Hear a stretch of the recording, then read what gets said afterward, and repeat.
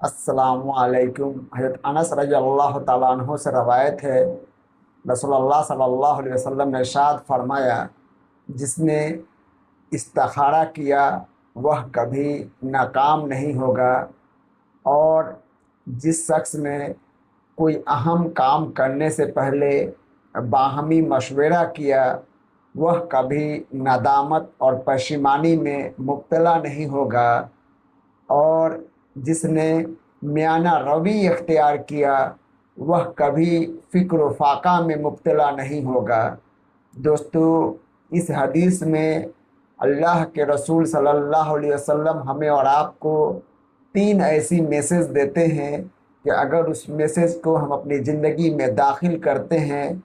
तो हमेशा हमेशा के लिए इस दुनियावी परेशानी से बच जाएंगे जो अक्सर व बेशतर लोग मुब्तला रहते हैं। दोस्तों, इस्तिखारा का मतलब होता है कोई भी अहम काम, जैसे कि आपकी नौकरी लगी हुई है, कोई आप बिजनेस करना चाहते हैं, कोई सफ़र करना चाहते हैं, कोई शादी ब्याह का अहम फ़ैसला लेना चाहते हैं, किसी से कोई मामलात तय करना चाहते हैं, आप कंफ्यूज्ड है, आपको कुछ समझ में नहीं आ रहा है, तो दोस्तों उस सूरत में, उस शक्ल में आप अगर दो रकात नफिल नमाज पढ़ते हैं और अल्लाह के बारगाह में हाथ फैलाकर अल्लाह से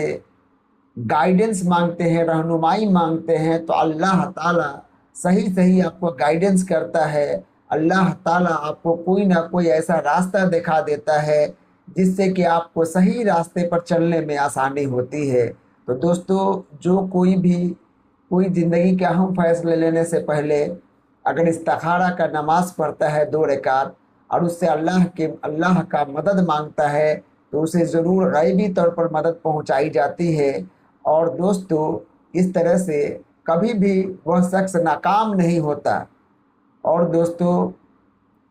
दूसरी जगह कि कोई भी अहम काम करने से पहले, कोई भी फैसले लेने से पहले जो शख्स, रसूलुल्लाह सल्लल्लाहु अलैहि वसल्लम का इरशाद बारी देखिए कि जो शख्स भी अगर बाहमी मशवरा करता है,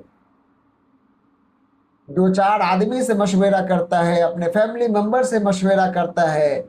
तो अक्सर व बेशतर देखने में आया है तो ऐसे लोग जो सलाह मशवरा लेकर कोई काम करते हैं, कोई अमल करते हैं, तो उनको नदामत का सामना नहीं करना पड़ता, कभी परेशानी का सामना नहीं करता, वो कभी नाकाम और नामुराद नहीं होते। ऐसे ऐसे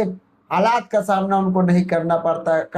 है कि वो अपने फैसले पर नादिम हो जाए, रिग्रेट करे, पछतावा हो जाए।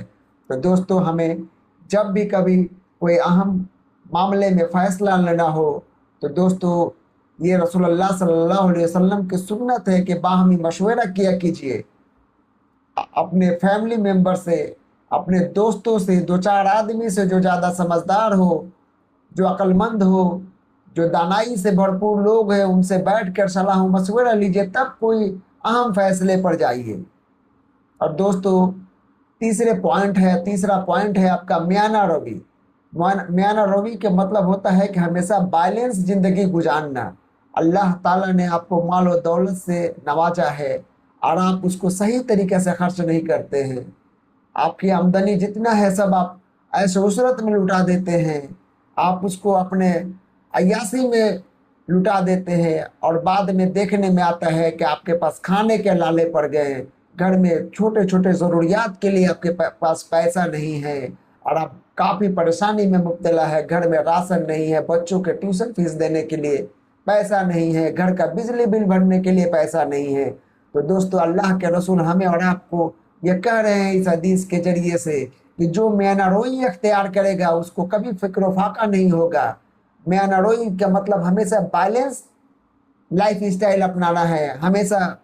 खर्च उतना ही करना है जितना की ज़रूरत है, फजूल खर्ची से बचना है। दोस्तों,